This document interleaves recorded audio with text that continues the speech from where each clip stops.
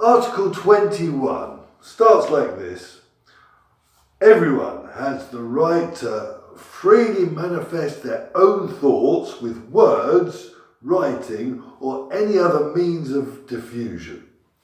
Okay, so we are able to say what we think, to express what we think, and these can be in all forms, like words, writing, but also all the modern forms. We've got email and social networks and telefonino and etc., etc. So this article is fundamental for our personal liberties. Article 13 talked about our personal liberties.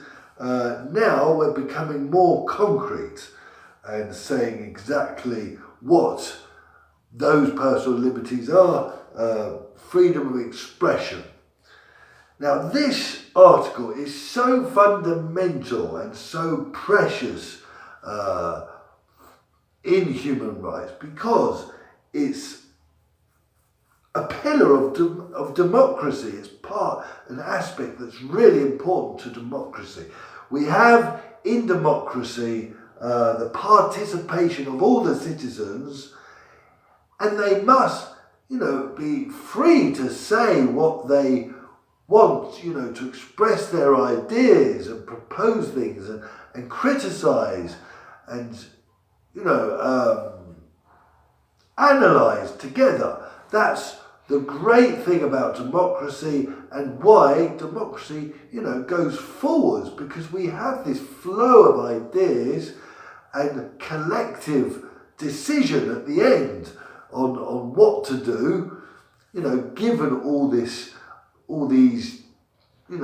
colourful opinions and proposals and the criticisms, etc. So, this is highly important.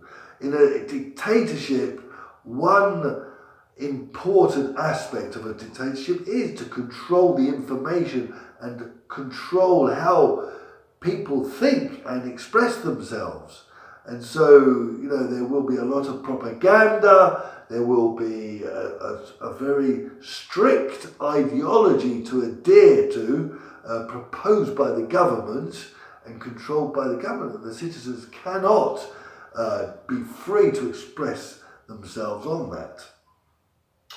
It continues, the press cannot be subject to authorizations or censorship. So by press we mean, the newspapers, the television, the news, etc. And these should not be controlled by the government. They cannot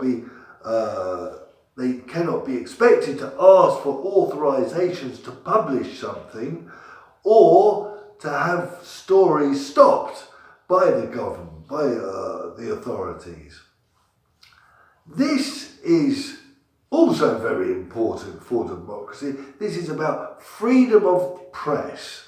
The press is where we have our national discussions about where the country should go. Should we go to TAV or no TAV, or greenery environment, or better schools, whatever.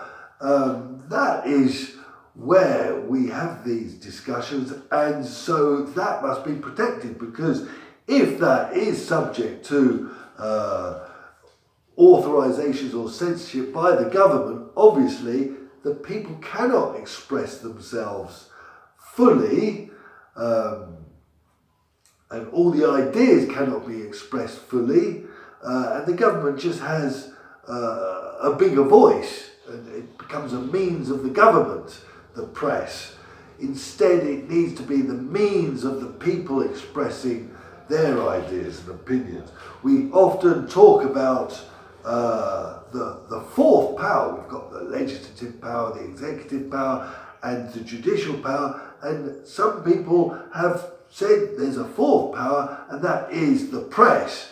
And that also the press can abuse that power and maybe write things that aren't strictly true, but they can be held accountable too.